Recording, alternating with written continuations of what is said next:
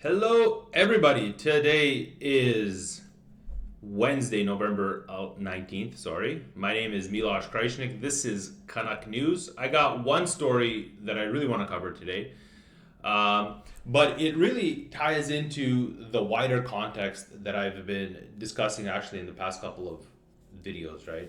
And we actually, in the comment section in the cessation episode that I covered on the 17th, comment section was the fullest it's ever really been, commenting on, actually whether or not Danielle Smith, actually Premier Danielle Smith, ever talked about actually seceding.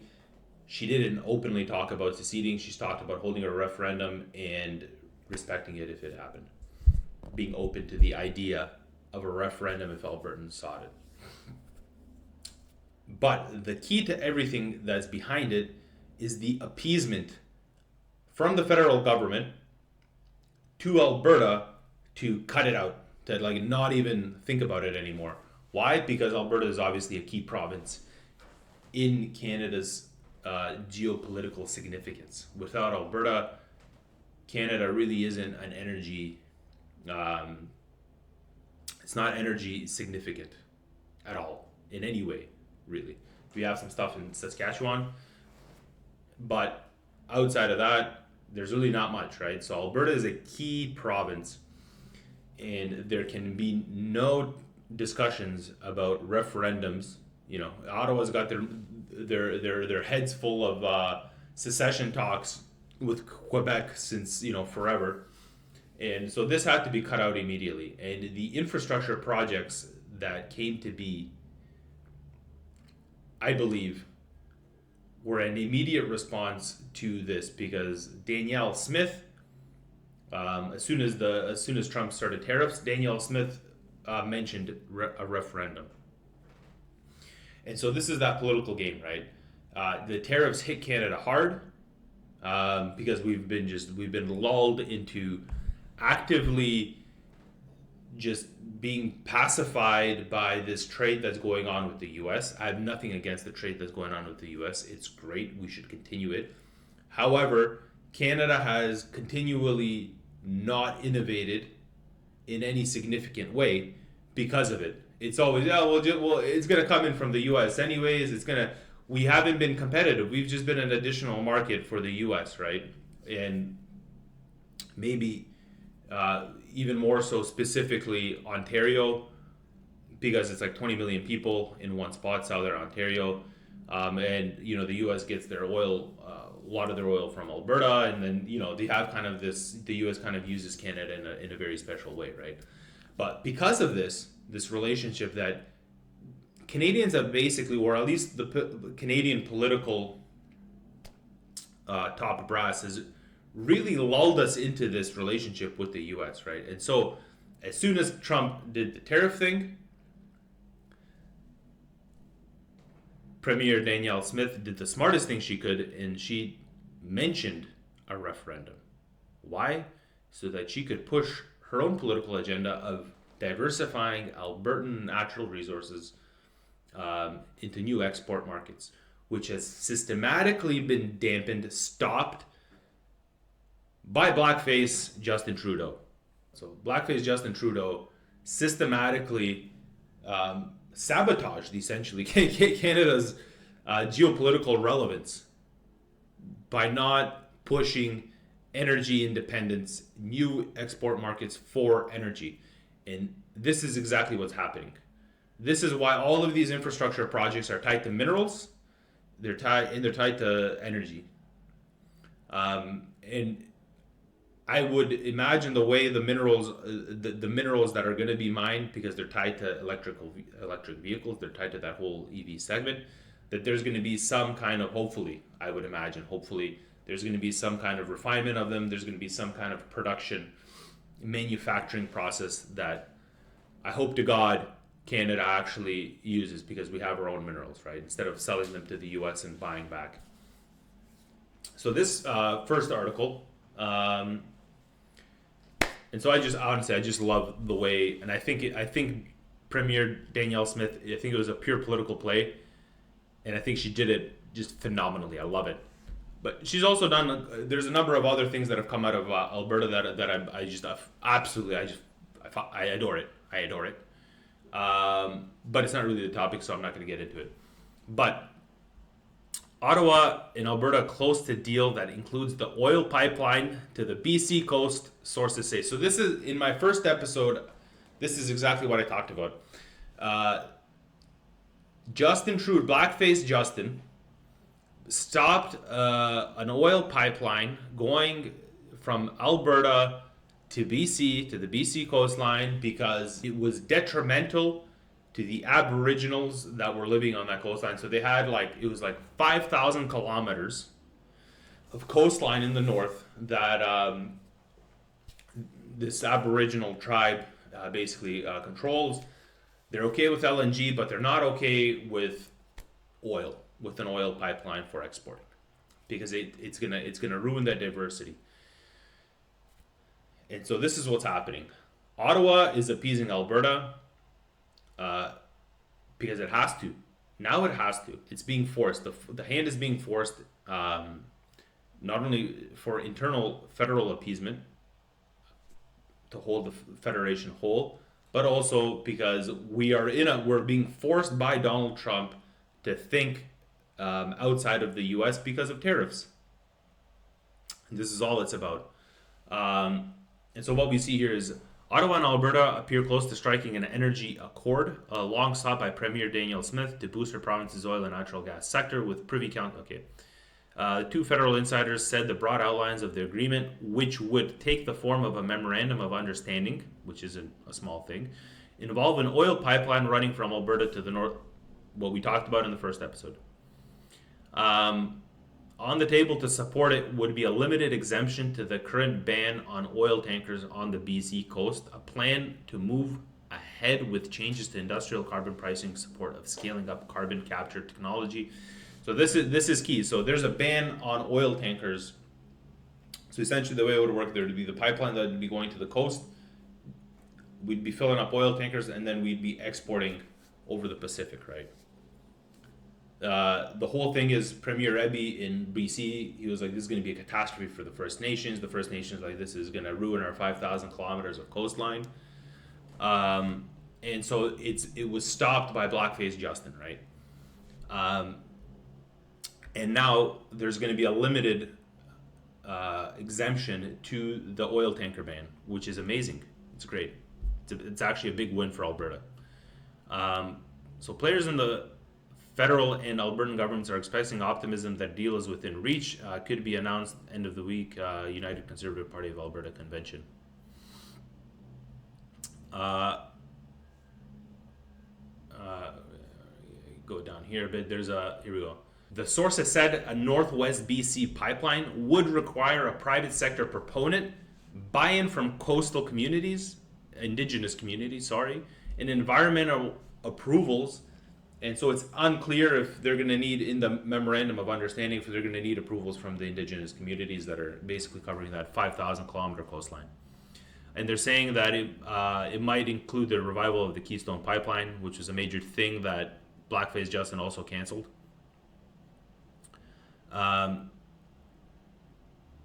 so obviously you're going to have the NDP Premier here, Premier David Eby, who is adamantly opposed to lifting the ban, he said, because the BC convention would undermine all of the support for First Nations and other coastal communities in BC have for various resource projects already underway, some of which were referred to the Federal Major Projects Office last week.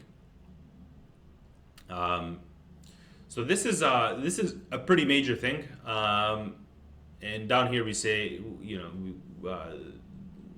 this, and so down here is the key thing, and this is what really frightens me in this whole situation. So Mark Carney managed to pass this government budget thanks to the Green Party leader Elizabeth May.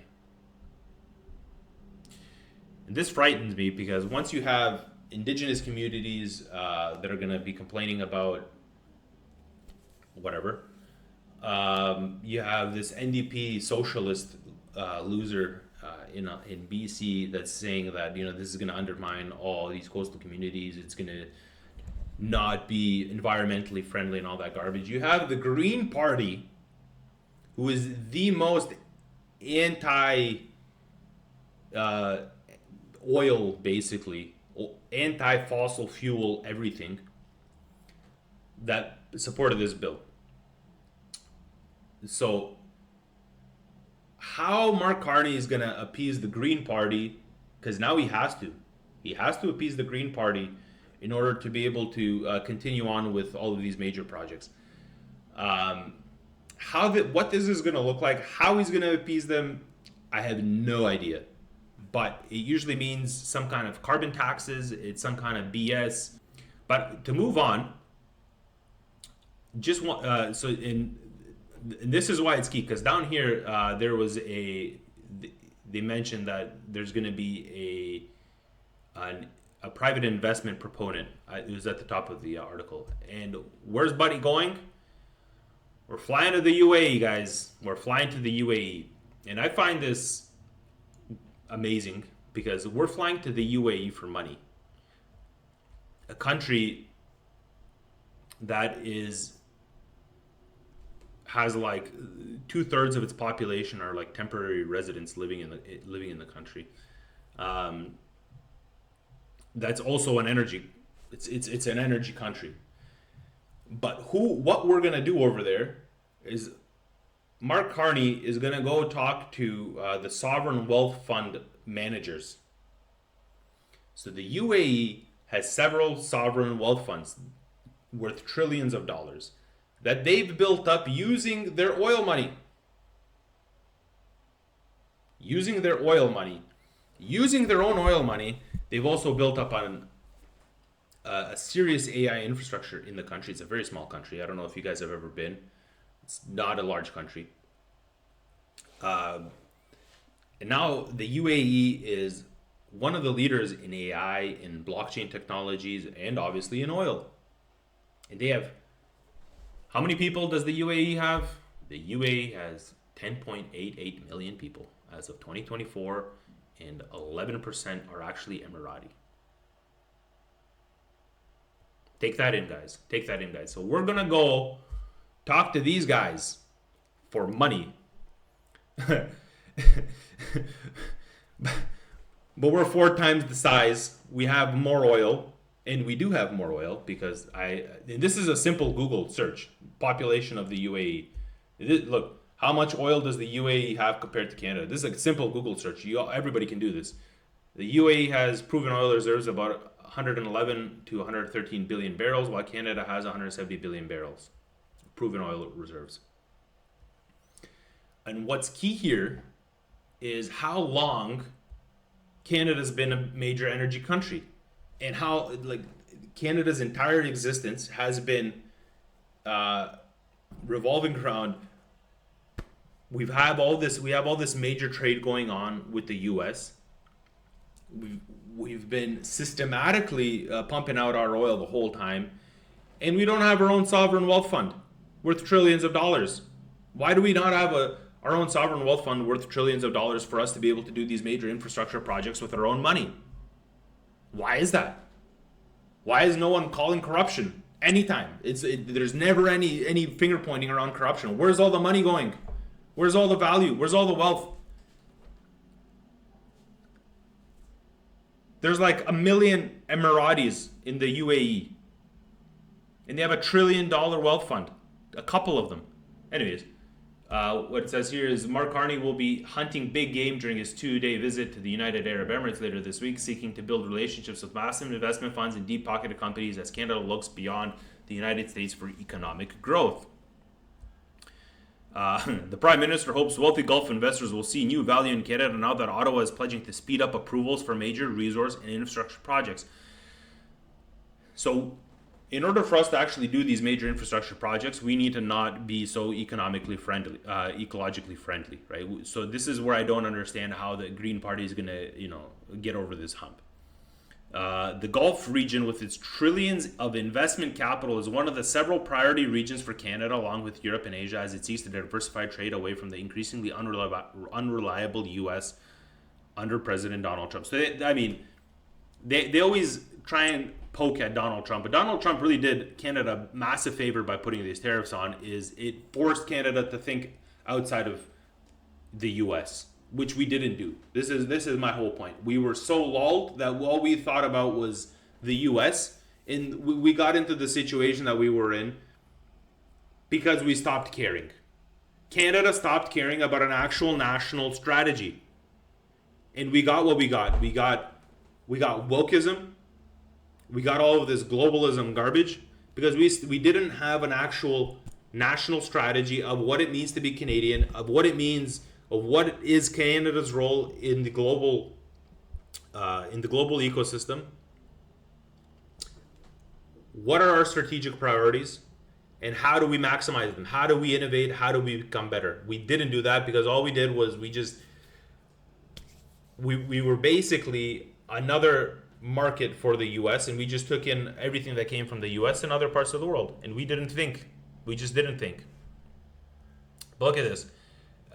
We're looking to attract foreign investment in energy, but we're a major energy producer, infrastructure, and artificial intelligence. And so the UAE has actually built a serious AI infrastructure. They're one of the leaders in data centers. Why is Canada not building its own data centers to that degree? Why are we not known for something like this? Why is the UAE known for blockchain? But it's interesting because we're kind of, and this is one of the, this visit with artificial intelligence data centers, it's interesting because this is going to create a wider investment package from the UAE into Canada. It's not only going to be about, this article doesn't really get into the details of what they're really going to be talking about in details, but because they mentioned AI brings in data centers. You have to have data center technology, massive data centers. You're going to have energy, electricity to support those data centers because they use up massive amounts of electricity. But what I found interesting, and I found it, I believe it was in this article here. Here we go. It was a high speed. So the bill that got passed, it got passed and all of that. But what it is, there's a 600 pages of legislative changes that they're looking to make. One of the legislative changes, and this is just a catastrophe. It's about this high speed rail that they're trying to find like regulations around it and all that. It's just garbage. But look at this. They're making a stable coin act. So this is there's going to be new digital rail setup. There's going to be new digital rail regulation set up for related digital assets. Why? Because blockchain is coming in, guys. Blockchain is coming in. All of international trade is going to be online. It's all going to be digital very soon. Canada's already prepping for it in that 600-page act. They